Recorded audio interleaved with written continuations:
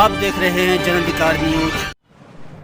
नमस्कार, आप देख रहे हैं जनाधिकार न्यूज़।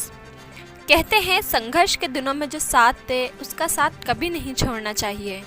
ये बात साबित किया शमशेर भालू खान ने।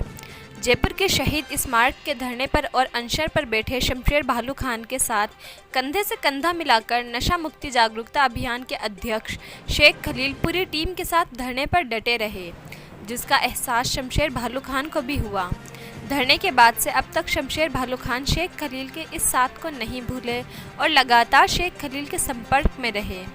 राजस्थान के गांधी नाम से मशहूर शमशेर भालू खान आखिर अपनी टीम के साथ शेख खलील और नशा मुक्ति जागरूकता अभियान की टीम से मिलने शेख खलील के निवास स्थान पर पहुंचे, जहां शेख खलील और उनकी टीम ने शमशेर भालू खान का स्वागत किया।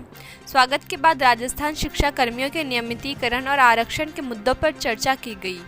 मीटिंग में समाज सेवी मोहम्मद शाकिर खान, वार्ड 26 के पार्षद प्रत्याशी फारूक दबंग, मोहम्मद कादिर, मोहम्मद नज़र, यामीन रंगरेज, बाबू अंसारी, मोहम्मद रियाज, मोहम्मद फरीद पठान, मुन्ना खान, रईस खान, अजीज़ खान, मोहम्मद अंसार, अब्दुल हमीद, यूनुस चिड्डा, रिजवान खान, इरफान खान, नफीस, नदीम उपस्थित रहे। हमारे चैनल को सब्सक्राइब करें और बेल आइकन का बटन ज़रूर दबाएं। सर, आज आप यहाँ पे नशा मुक्ति जागरूकता अभियान टीम से मिलने आए हैं, इसके पीछे क्या उद्देश्य रहा है आपका? हमारा आंदोलन 30 सितंबर से जब चला था, दूसरा आंदोलन, तब से ही खलील भाई और इनके साथी जो थे वो हमसे जुड़े हुए थे और ऐसा कोई दिन नहीं गया जब नशा मुक्ति जागरूकता अभियान के साथी हमारे साथ शहीद स्मारक पे नहीं बैठे। और 31 दिसंबर को जब हमारा सरकार से समझौता हुआ, उसके बाद भी हम मुस्लिम मुसाफिर खाना में रुके थे, वहाँ भी इनके द्वारा लगातार हमसे संपर्क रखा गया, तो एक दिली जुड़ाव हो गया और ये जुड़ाव खींच लाया। हमने देखा है कि ये जो संस्था है आपकी पैरा टीचरों की, ये मुस्लिमों की संस्था है और कांग्रेस जो है मुस्लिम सपोर्टर है, क्योंकि मुस्लिमों के वोट से जीतती है। उसके बावजूद आपकी मांगे पूरी तरह से नहीं मानी गई, इसके पीछे क्या कारण रहा है?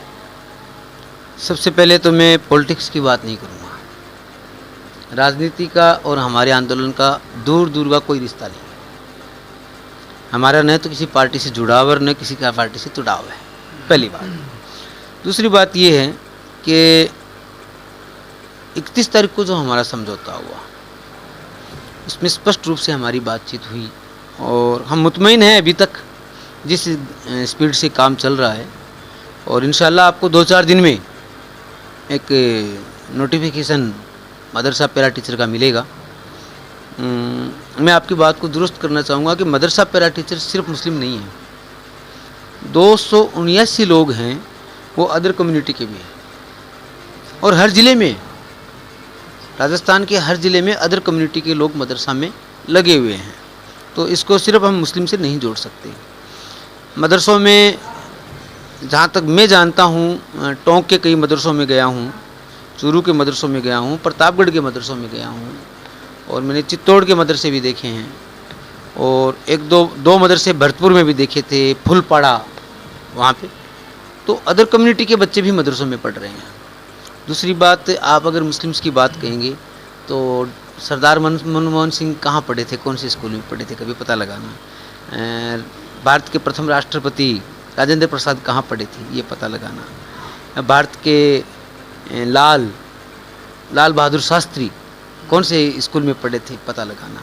फिर आप ये मुस्लिम्स वाली जो बात है उनको भूल जाएंगे कि मदरसे सिर्फ मुसलमानों के लिए। मदरसे एक लफ्ज़ है उर्दू का, अरबी का, और अरबी ज़बान में मदरसा का मतलब है उच्च प्राथमिक शिक्षा, माध्यमिक शिक्षा, और जो प्रारंभिक शिक्षा होती है उसमें अरबी नाम होता है मकतब। मकतब और मदरसा, तो प्राइमरी स्कूल्स हैं या मिडिल स्कूल हैं वो मकतब में आती हैं और सेकेंडरी स्कूल्स हैं वो मदरसा में आती हैं। बाकी इसका मज़हब से कोई लेना देना नहीं है। हमने देखा है कि भारतीय जनता पार्टी इस पर हमेशा आरोप ये लगते हैं कि मदरसों के ख़िलाफ़ है और ये मदरसे बंद करना चाहती हैं, तो कभी आपसे उनकी कोई नोकझोंक हुई है? देखिए, आंदोलन जो करते हैं उनकी लगभग सभी नेताओं से नोकझोंक होती है, चाहे वो किसी पार्टी के हैं, चाहे वो कांग्रेस के हैं, बीजेपी के हैं और हैं। दूसरी पार्टी तो यहाँ है ही नहीं। तो नोकझोंक हुई भी है और हमारी बातें खुल के भी हुई हैं, ऐसी बात नहीं है। और उनकी कोई मजबूरी होगी जो हम यहाँ सार्वजनिक पटल पे नहीं कह सकते, उनकी कोई मजबूरी है इसकी वजह से ये कर रहे हैं। बाकी इंटरनल जब मेरी बात होती है, मेरे जो साथी हैं आरएसएस में भी हैं कुछ जो मेरे साथ हैं और हमारा खुल के सपोर्ट करते हैं, लेकिन वो कहते हैं कि विचारधारा अलग चीज़ है। वो एंटी रिलीजन कोई विचारधारा उनकी होगी, लेकिन धीरे धीरे ठीक हो जाएगा इंशाल्लाह। जब हमारी मेहनत लोगों को दिखेगी और हम लोगों से मिल के रहेंगे तो इंशाल्लाह दिलों का जो बैर है वो निकलेगा।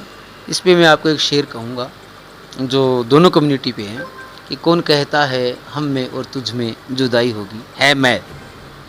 कौन कहता है कि हम में और तुझ में जुदाई होगी, ये खबर किसी दुश्मन ने फैलाई होगी। इंशाल्लाह ये दुश्मनी नहीं रहेगी और जल्द ही हम हिंदुस्तान में जो माहौल बन रहा है उस माहौल के खिलाफ लड़ने का काम करेंगे। अफवाह से एक बात याद आई कि आपके खिलाफ भी अभी एक अफवाह उड़ी थी कि आप चुनाव लड़ने की तैयारी कर रहे हैं।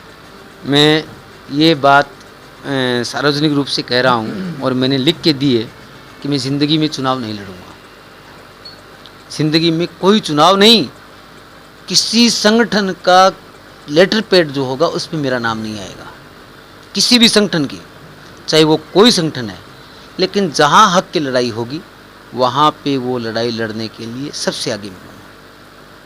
जन अधिकार न्यूज़ को टाइम देने के लिए शुक्रिया, बहुत बहुत शुक्रिया आपका।